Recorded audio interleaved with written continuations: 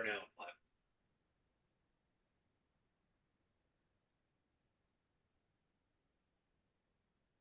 All right, we'll get started. Yep. Okay. Your microphone went off some. Can you hear me now? Yeah, but not as good as before. Okay. So Jermaine is coming. Just put up the agenda she sent us. So Patrick, you want to do the OEM report? Anything? Yeah, well, we had obviously two OEM meetings recently, one for the rain last night and one for the snow we had over the weekend. And both went well. You know, it's good. Fortunately, you know, both storms were relatively minor in total impact. But, you know, a real good opportunity for us all to get around the table with department heads and the OEM team, especially with me just taking over as coordinator. And you know, talking about what the process is for everything, because a lot of it stays the same regardless of incident, especially in terms of reporting and, you know, when we open the shelters, how people contact the police department. So you know, those are good exercises, and fortunately we had again limited impact from those storms. So that's the OEM update. Anybody have anything about that? Okay. And here comes our chair. Hey, Okay, so I had to do some Patrick, steps to get in here. Patrick is the new OEM coordinator, and he gave the OEM report. Everything's fine. Yay. Everything's good. Our emergencies are fine. So take it away, Madam Chair. Thank you very much, Raymond DeLuca. Oh, thank you all for being so flexible with today, because this is Chaosville right now with all the meetings and various things. And I'm going camping this weekend in the snow with half my congregation. So I'm up to my armpits in preparation. But so yes, if we've done the OEM report, let's pass it on to you, Committeeman DeLuca, to move on to fire. Mr. Conklin sent us his report, and I can pull those up on the screen unless you want to share screen and do that. No, there's nothing I was going to report about that. I mean, that really just deals with the inspection side, and I think code has really been looking at that more. On the fire side, there's nothing. I have nothing new. We have our meeting on the 16th, so we'll get our year-end report and be able to talk next month about it. Awesome. I'm trying to figure out I've what all. got one note and something that came out of yesterday's storm. So in our OEM meeting, we talked about obviously swift water rescue, considering there was a chance of severe flooding, and SEFD has two inflatable boats that they had ready, and they had 11 firefighters who are swift water rescue techs who are working last night. So those are you know, two great assets in terms of equipment and personnel that we have. So you know, SCFD deserves some acknowledgement for being prepared in that respect. Yeah, it was really nice to see all that come out, and that there were so many people on hand, because with tree branches falling down left and right, and Chief Sally will get into his details in regards to the notice he sent out this afternoon. We had power go out in a couple places and some flooding, but everything was resolved. So knowing that that crew of folks were ready to go is such an asset. So thank you so much for keeping that watch on that, and also for the fire chief and the entire crews for being on top of all of that. Chief Sally, did you want to move right into your report? Sure. We can go to the monthly report, the first page. All right. I'm horrible as your Vanna, just so you know. I'm the worst, but I'm trying to get better. Okay. So if you look at this monthly report, it brings us up to the end of 2023 with the comparison. Well, let me say, no, this is November. I'm getting ahead of myself. Okay, so November, the stats are look pretty well. We got the robbery year to date to November was 20, and we had 9 in 2023. So we had that big decrease in robberies. Aggravated assaults are up a little bit, but again, those mostly were cleared. A lot of most of them were domestic violence incidents. Burglaries were up slightly, and there was the style of burglary that I talked about before, where they would enter the home and take the keys. Thefts are down, package thefts, shopliftings and such are down. Auto thefts are also down. As you see, 92 up to November 2022 and 53 in 2023. Let me just find my UCR report. So before we get to the next page, my UCR report for the year ending 2023. Again, we had 19 robberies in 2022. In 2023, we had 10. Assaults in 2022, we had 6. We ended up with 69. In 2023, we had 64, and we cleared 62 of those assaults. And motor vehicle theft in 2022 was 93, and in 2023 we had 58. So we had a large, significant decrease in auto thefts and robberies. So you know, I think the reason for that is one, you know, here when we discussed the Wawa in the beginning of the year, we were having a lot of problems in that area, and we were able to get the officer there. That helped out a lot. Also, the Sally detail we put out, where officers would go to locations where we identified these robberies and crimes, helped to reduce it. And we meet once a month to discuss where these incidents are taking place, and our watch commanders are directing our patrols to be in those areas. So that helped us reduce those type of crimes, and also our detective bureau solving a lot of these cases. So that beginning of the year of 2023, the end of 2022, we did have a lot of robberies during that time, but our detective bureau were able to make arrests pretty fast, and that helped reduce the robberies for 2023. So that's it. Now we are seeing, though, catalytic converter thefts from vehicles. We had a few last week where they would go underneath the vehicle and steal the catalytic converter. So that's definitely on our radar as far as the crime going on. Is there anything our residents can do to kind of to defer people or try to discourage that type of theft? I mean, parking their cars a certain direction, maybe, or yeah, I would I'm say just read the messagings that you gave out in regards to package theft and auto theft has resonated. So people are listening. Is there something we can share? Yeah, I would say the lights on the driveway, motion lights, you know, and cameras help us a lot. It's a pretty quick crime though. They go underneath and take it pretty fast. But I think if it's lit, you know, that might be a deterrent. Also, and also the you know, if people have the cameras, the doorbell cameras or cameras that show that area. Okay.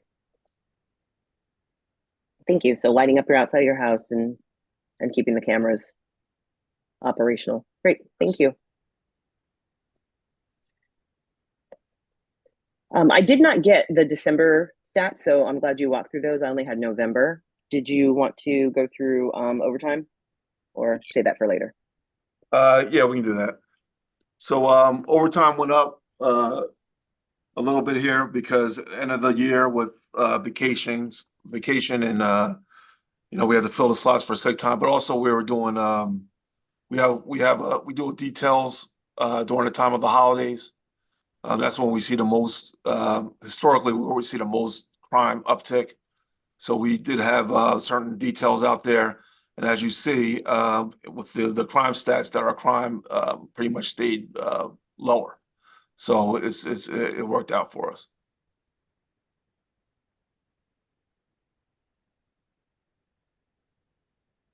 Yeah, I'm liking this, the fact that the increases are like less than 10%, except for in like 911, but we were expecting that since there Yeah, had to be. and also we have, everybody, of course we fill our shifts, but if anybody can, they take off, most people want to take off for the holidays. So we have a lot of vacations that we gotta fulfill. Right. And they weren't excessive. I mean, from going through the entire list and everything, it did seem to be like 3 days here, 2 days there. There weren't the person taking like the whole week of Christmas off and not allowing anyone else to have that time with their family. So it was really nice to see that officers were being a little strategic for staffing and how they asked for time off. So thank you for managing that. All right. Next agenda item, I'm going to add a little something to it based off of an email that I received from someone in regards to our unhoused residents. I know Mr. Jeffers, you had been working as well as with Ms. Davenport on having an organization come in and work directly with the housing of our residents. What's the status on it currently, especially and how do we deal with folks who maybe don't want to take advantage of the resources out there? Yeah, so I think Administrator Wary can opine a bit here too. As you're aware, Deputy Mayor Kripe, we did put out an RFP for the township so that we can get our own dedicated street outreach and support homelessness intervention provider and not rely on the county only. And our RFP was very narrowly tailored for street outreach and support, which is exactly what we need. We received 2 awesome responses, and Township Administration and Department of Health are reviewing them. I reviewed them myself, and we're going to make a decision before the end of the month about who we're going to go with. And I would say that either organization, we would be well served, very well served by either organization. Each organization has very long experience in street outreach and support. So the bigger question that you asked is, how do we deal with a situation where someone doesn't want the support? So for people who have been chronically unhoused, and the unhoused population falls into 2 categories. There are those who are truly unsheltered, living on the streets. And there are those who are sheltered, meaning they are in the shelter system, but sometimes they don't stay in there, right? And during better weather, they go to the parks, they find places to hang out, be outside, and not be in shelter. For the chronically truly homeless, the people who are unsheltered, as a couple of individuals that we recently know about in our town, it's a work in progress in terms of getting them the support that they need. It takes a lot of contact, peer-to-peer contact, to establish a relationship, to establish trust, and to get them the support that they need. The bureaucracy is also huge in terms of them getting access to IDs and other things that you and I take for granted every day in order to function in our daily lives. And many of the folks that we know about in Maplewood are Maplewoodians. These are folks who have a long connection to the community, but they lost their housing for one reason or another and have remained that way for a very long time. The number one reason of homelessness in New Jersey, as per a recent report that we put out statewide, is not what you think it would be. It's not addiction. It's not mental health. It isn't because someone spent all their money gambling. It isn't because people made bad choices and because they're druggies. The number one reason the number one reason that causes homelessness in New Jersey is the loss of a shared residence. So think about people who break up, people who live together, families living together like they used to back in the days, like my immigrant family, we all lived like 20 people together in the same little house. Divorces, separations, and certainly the pandemic and economic uncertainties and pressures added to that. The second leading cause of homelessness is eviction.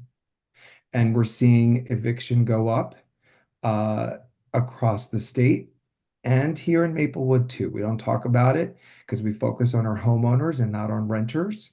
But eviction is happening here in Maplewood as well. And we'll be talking about that throughout the year as a focus for us and how we could what we could do there. But basically, there isn't an answer. The answer is it takes time. It requires peer-to-peer contact. It requires a regular connection to get people to get them to trust you, to get them to the services that they need. And that's why we need a dedicated provider to provide that level of intimate peer-to-peer intervention and support. Thank you. Mr. Wary, did you have anything you wanted to add, or? So, Committeeman Daff has covered all of it. The only things I could think of that may be worth noting is, what we requested in our RFP are a housing first model. So there are no prerequisites to housing other than we want to get you housing. And that doesn't exist in all of the in every program that is available for people who are experiencing homelessness. So I think that's important, and it's because it's important is why we included that in our RFP. And the other piece is, we'll meet you where you are, and that means one, physically going to you, and it takes a lot of contact. So the both respondents are well aware of the statistics in this area where it's creating it's requiring a dozen or more contacts with a single individual before they feel comfortable enough to accept your help. And so as a township, we have to be committed to that. And we are through this, not just putting out this RFP, but having it be a year-long contract, making sure that we have enough time for this to be effective, because we know that it takes some time. So that's otherwise, everything's been said by Committeeman Daffis. Thank you. I'm just grateful that we're putting so much energy and time into this, because as you said, Committeeman Daffis, it's just going to get worse as folks are coming out of the COVID evictions. They're going to go up again. And now we're rolling into the colder months. That's the last thing we need to see, is more and more of our neighbors being out in the elements when they could be home, someplace safe and warm. So please keep us posted, and thank you for that work. The next topic I was talking a bit about follow-up regarding some of the anti-Semitism and the anti-Islamophobia out there. But I think most of you were copied on an email that we got this afternoon from a concerned citizen, and they raised some considerable questions that I'm interested in hearing the answers to as well, at least on the parts that we can handle. As you may or may not be aware, that there is a student-led walkout for a ceasefire scheduled for this coming Friday at the high school. And although the temper of the email was very concerned about not only the students who were there that are going to participate in the ceasefire rally, but also for the ones who would not be participating in the rally. And this resident raised some considerable concerns that I would love to make sure that we, at least on our end of the township, have gotten prepared. So I know you were copied on that email, Chief Sally. What is the police department's plans for supporting not only those who participate in the ceasefire rally, but for those who decide to stay in the school, and folks that are possibly attending the rally that maybe aren't members of the CHS community? Right. So we discussed the plan today in my ComStat meeting with my supervisors. And so we have officers that are dedicated for that event. And also we have reached out to the school, and we spoke to the school officials about it. I don't want to get into the weeds of what exactly we're doing, But we'll be there and make sure everybody's safe for that event. Will we be blocking streets or? No, because I don't think it's I think it's just in the rear of the building. Okay, so On just school walking out to the property. field. Right. Okay. All right. Yeah, a lot of the other follow-up questions that this resident asked really have the school board to answer for. I can't go into the details of those things, but I just wanted to make sure on our end, as far as a police presence, if required, we're there. And Yeah. obviously the resource officers and the crossing guards will be there because approximate the time that they're planning on doing this is one of the lunch periods. Right. Like, So yeah, we'll be there, but we won't be overbearing. We'll be we're in the area. all right. Did anyone else have questions regarding that? Okay. Do we have any follow-up on the investigation around the vandalism or at the high school, in the library as well as the bathrooms? Yeah, just that the school has been reporting to us in a timely manner. So as soon as they get the information, we do receive it. The more serious graffiti goes to the prosecutor's office, where they assess the situation, see if there's anything similar in different areas. And we investigated with the school to see if we can identify a person that's doing it. As of now, we do not have a suspect on the graffiti. Okay. I know the school district mentioned that they're looking at a program for trying to encourage people to not react in such a negative way, like your default shouldn't be writing something anti-Semitic on the wall because you're upset at somebody. But I wonder if there's something that we could do on the township level to encourage folks to be less reactionary, I guess, is the question. I know that there was at one time like the idea of a student court or even a student like Senate, something that they could put together that would be utilized and used for a way of airing of the grievances, for a lack of a better descriptor, so that it doesn't become graffiti on the walls and threats. I don't know if that's something that maybe the juvenile bureau maybe has some resources to help with that. But I think they could use all the help they could get. Yeah, I believe the school is doing something in the school. That's what I hear from my my youth aid bureau, that the school has set something up similar to that. But I'm to speak with the school administration at a later date, so I'll find out. Okay. And I guess if any messages I can push through from our end and everything, I like the restorative justice model. So the idea of punishing somebody for this is not the intent. It's really education and change. Getting the students to, because they're young and they make bad choices, haven't we all? I don't want to punish somebody or ruin someone's future over something that they just didn't think about before they did. Is there any follow-up on the Beth Ephraim We do not yard have signs? we do not have a suspect in that. Okay. I'll keep us posted. Hopefully something comes out soon. Or at least we figure it out. So pedestrian safety, although last month we actually had some follow-up items that didn't quite get done. I know that Ms. Committeeman DeLuca had mentioned that the Brown Street barrier, since it wasn't being used anymore, was there an idea to take it down? But it's near my house, so I drive past it and it's still there. What is the plan of having that removed, or at least So deciding I think Patrick, the chief, just to confirm, chief, you said the school doesn't want it anymore. You don't want it there anymore, right? That's correct. So Patrick, can you get DPW just to pick those barriers up at the corner of? They did. They removed it. Okay, Okay, there you go. Yep. it was there a couple days ago. All right, good. They grabbed it. Parker Avenue and the speeding. The striping is done. I did drive that a couple days ago. So that striping is done. Has there been a noticeable change? Have you seen any as far as the possibly ticketing from your officers?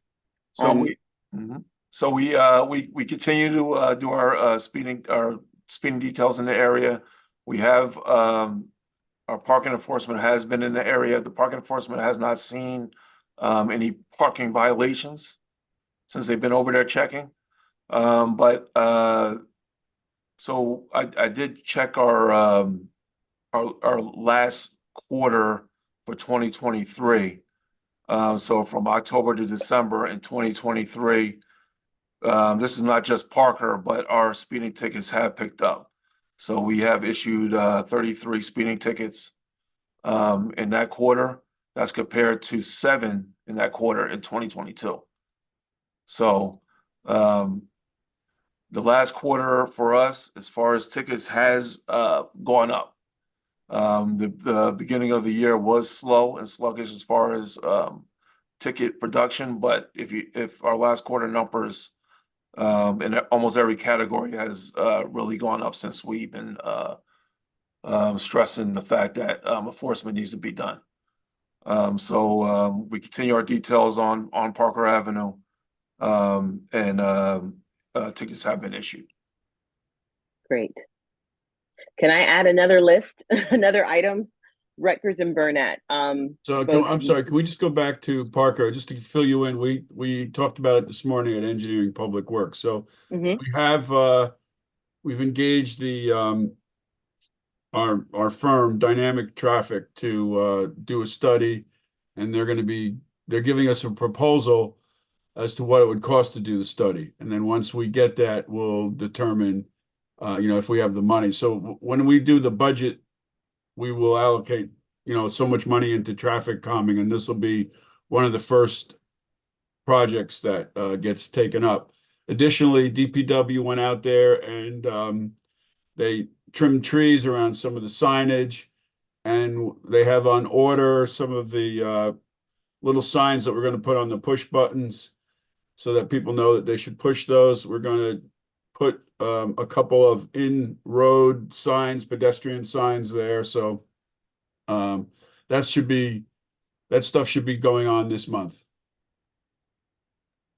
But enforcement still has to happen. Yes, definitely has to happen. My little Lightning Brook area email group and everything has gone back through it, and I wanted to add, I don't know if the traffic studies are only for one specific area, or is it for the town? No, specific area. You have to, they'll look at the area to determine what measures we should take to slow down traffic on Parker. Okay. Well, if I could make a request that the next one be Burnett, that would be Burnett and Rutgers. We talked yeah. about Well, that. actually, so all we've of already Burnett. well, we've already done. I mean, we did a study of Burnett. We've made a number of changes, but we also have we've instructed them to have Dynamic do a traffic light analysis at Burnett and Rutgers. So that there seems to be some drop off that didn't get communicated to Dynamic, but now I think we made it clear this morning that that's got to be another priority. So we'll get that back and we'll see, whether or not a full traffic light is warranted for that area. I Yeah. do know, there was a recent accident there. A couple Sundays ago, I was stopped at the stop sign and some car went flying through the other way. Hey, Chief, I want to ask you a question. If I want to do a citizen ticket and I just have the plate and the model of the car, I can do that, right? Yes. I don't have the driver though. Do we? Oh my goodness, yes! Well, because I almost got give me T-boned the, on Monday and we- Tuesday. Yeah, give us a ticket and then we'll do the follow-up on the investigation of Okay. who owns it and everything else. We just can't give it to you, but we can get the information. All right. So if I go and Definitely write a see- ticket up, you'll get that and you can do the investigation. Okay.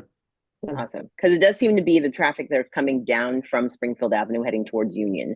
Yeah, That's where I see what happened. that stop sign gets run mostly that direction. That's what happened. Pat, All I right. meant to mention today at Engineering and Public Works to make sure before or during a warrant analysis for a traffic signal there that the Township of Union is engaged because it's so close. and for the engineering firm to look at what's leading up to that intersection as well, to see if there's something, you know, in Union that might be able to be done to mitigate, sort of like what we did on Jefferson, where we, you know, before the troubled intersection at Maplewood Avenue, we did some work, you know, before people got to it. So I think any analysis of that intersection should include analysis of what's going on over the border and if there's possibility there, because as we all know, a signalized intersection is, you know, about $600,000. So just to make it, you know, thorough. So So if the you could one- pass it on. One good thing is, and we did convey this to Union, it used to be 40 miles an hour from Vauxhall to the Maplewood line, but now it's 25. So there could be no confusion that, you know, oh, it was 40 miles and now Change, it's 25. So it's 25 the whole way. And they've been giving out tickets on their side. So that'll help with that too. Right. All right, good. Well, it's good to know about the whole citizens ticket because we'll be issuing a few of my own. Yesterday, the storm. Thank you so much again from earlier's report and everything, having SEFD ready and to go out there. And Chief, your report stating that the three floods and the power outages were resolved. It's great that we did so well on this first one. But this weekend is supposed to be another one. Are we in the same position? Are we prepared for that one as well? Yeah, We went over we asked the DPW to give us their analysis of how they addressed the snowstorm. So for the snowstorms, we have a lot of new drivers, and Patrick was out there for an hour and a half himself, or a little more, maybe 3 hours, sorry. Woo! Working out of Tidal as a snow removal. He just liked driving the truck. Yeah. You And have to drive a but truck? one of the things that Paul told us was what has been a big help this year is all the drivers, all the workers have radios now where they didn't have them before. So they're able to talk to each other. If something comes up, they're able to respond quickly. And then, of course, the supervisors are monitoring all that and making decisions about deployment. So we do have a lot of new drivers, and they're learning the streets. And so we should be prepared. We have plenty of salt. And we're going to put some communication out. You know, we can, anytime there's a storm, we do put communication out about if wires come down, don't touch the wires. If you need shelter, call the police and all that kind of stuff. So I think we've gotten it, as Patrick said earlier, maybe just before you got here, you know, we have a pretty well run operation now. We've been doing it a long time. Oh, good. And since we are down with the leaves, for the most part, cleared out, and I saw the trucks out today picking up trees, so it does look like they're trying to get a lot of the potential debris out of the way before this weekend. So thank you for that. All right. Are there any other discussion items maybe I didn't have listed on here? Anyone would like to bring up? We're going to go into closed, right? We're public comment and then closed. All right. Well, Mr. Wary, are there any folks on the outside who wants to raise their, oh, I see one already. Yes, I will move over Catherine Klein.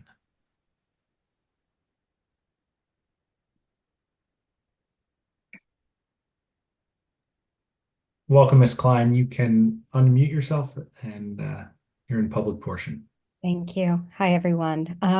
So I wanted to, first of all, thank you for the floor to speak about this.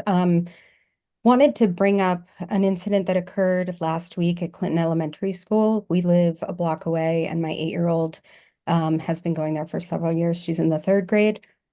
She was at the aftercare program, and an unauthorized man entered the school grounds and seemed to be potentially taking pictures of the children. It was obviously very upsetting.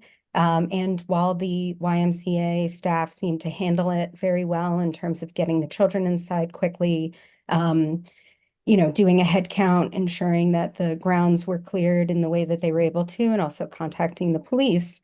Unfortunately, we did not receive kind of widespread communication after that. So we've given that feedback both to the Y and to Principal Butler, and there are ongoing conversations about it. I've also received the report details and had contacted the non-emergency number. So as a parent whose child was involved in the incident, I am following up on my end.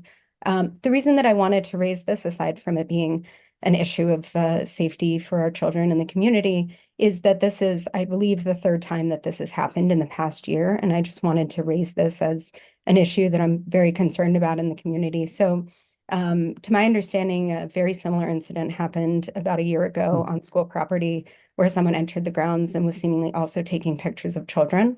And then there was also a man who was walking around the neighborhood at both school drop-off and pickup, speaking with children, not, speaking to parents, encouraging them to interact with his dog, asking unusual questions. So, fortunately, I don't believe any of these things have, caused, harm to the kids that have been involved. And there are obviously a lot of concerned parents who are looking out for the kids. But, my primary concern is the access that people have to the school grounds. Like I said, I've reached out to both the Y because this is part of the after school program, and then also to Principal Butler. But I do know that they have a school security officer, but that she leaves for the day at 2:45. So, there are just some open questions that I have that I'm looking forward to getting from the school administration, also from the aftercare program, and then planning to give some comments and maybe ask some questions about the police report in the way that I'm able to. But I wanted to raise this. I am obviously a concerned parent, but the ability for us to potentially follow up on this, just in terms of being vigilant and understanding who these people are that are in close proximity to our children in a way that is not authorized and not condoned by the school.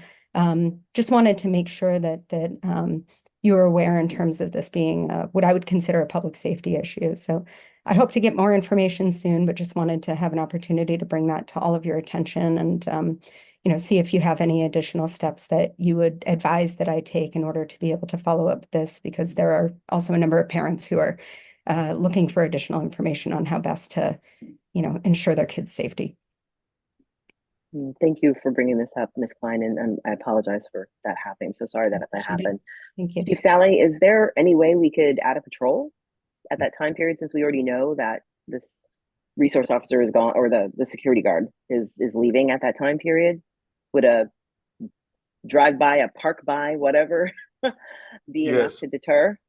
Yeah, so actually we right before the break, the holiday break, we had we have a great relationship with Miss Butler at the school, and she put out a note regarding enforcement there after school at Clinton School. So we actually started picking up enforcement there for the traffic. But now that we have this, yeah, that can be part of it. I got to do some follow up on this incident.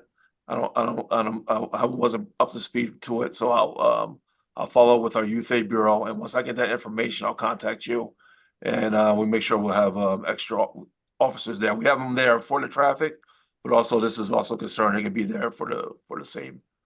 Yeah, I appreciate that. And also, I'll just say, we're very happy to see that the officers are there for the traffic. While we live a little bit further away from the school, I know that it has been, a constant conversation for our neighbors who are much closer to school, and also a safety consideration in terms of kids crossing the street and blocking driveways and things like that. So we're very happy to see them there. I think the primary concern for us is obviously during the aftercare program, when there seems to be potentially more access and people are, less concerned. I know that there's also kids, high school kids who are crossing through the property and things like that. So it's a tricky time. I understand we don't necessarily want to just lock everything down, because we enjoy our community spaces too. I just obviously want to be able to prioritize the safety of our kids and just make sure that I'm able to, enable my child to enjoy her childhood, but also make sure that she's safe, you know, in our area and at our school. So I appreciate that. Thank you. Ms. Klein, can I just ask, is there, I'm assuming, but I don't like to assume because you know where that goes. So, just making sure that the aftercare program and, you know, those in charge and the parents are giving the very basic tips to the kids with regard to, you know, if a car pulls up next to you, you go the opposite way because they have to turn around, you know, all those basic things we all told our kids just to make sure they're being reinforced so that nothing happens. And it, you know, while the police are keeping an eye out and all that stuff, just so the kids, not to scare them, just, you Yeah. know, it's what you tell your kids when they're little. Like somebody pulls up next to you, you got like, there was an incident when my kids were little at Tuscan where somebody was, you know, creeping around and you just had to make sure because you can't be with them all the time, right? So just want to make sure that that education is getting out there to the students.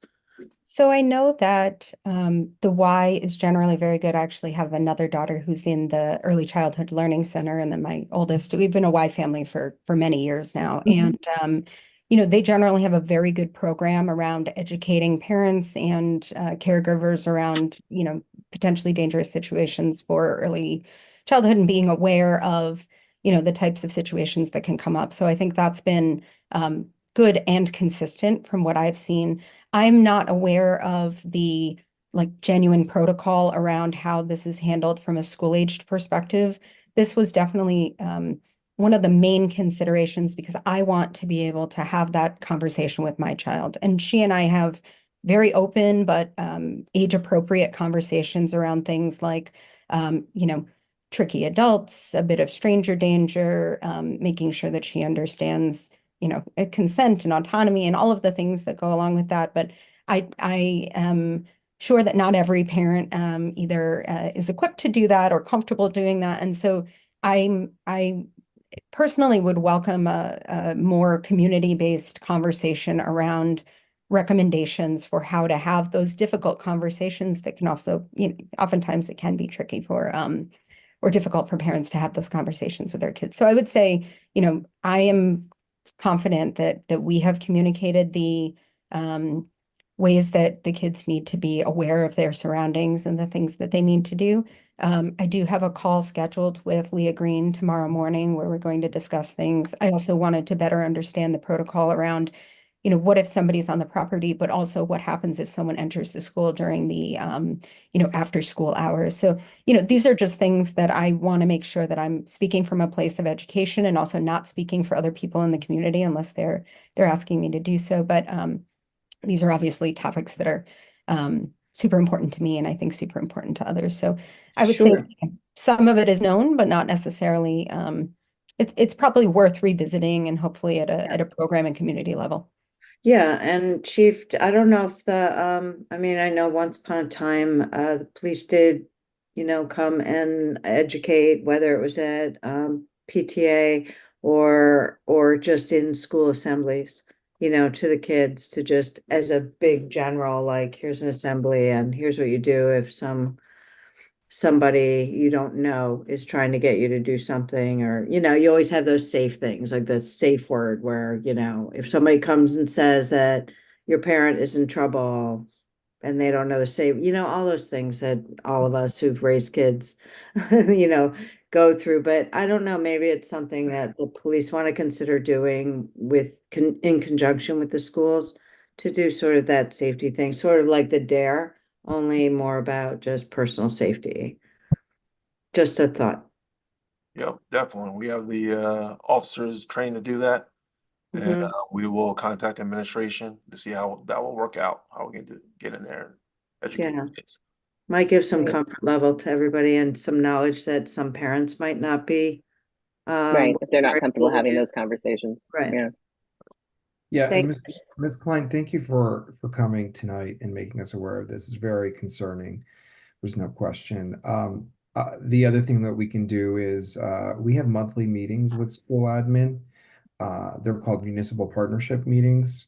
In recent years, we've strengthened our partnership to, you know, when we have to talk about issues that intersect township and school administration. And this is one of those things. So we will reinforce all of this at our next municipal partnership meeting. Yeah, I Mhm. really And appreciate that. Thank you so and much Miss- for the And Mr. engagement. Ware, would you make sure you get Miss Klein's information so we can follow up with her? Thank you. Yeah, I appreciate it. Thank you all so much. Are there any other folks? I think it's just us. All right, so I move that we go into executive session. Second. Make sure we go off recording. Make sure we're not recorded.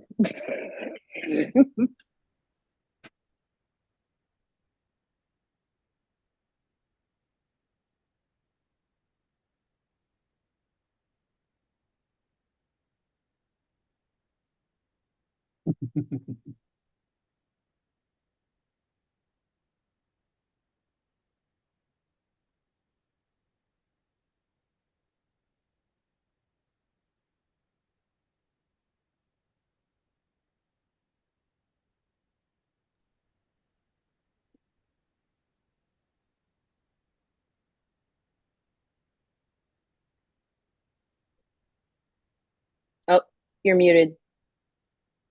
Ms. Klein, you should see my email address in the chat box. If you can email me your contact information, I'll be sure to connect you with the police department.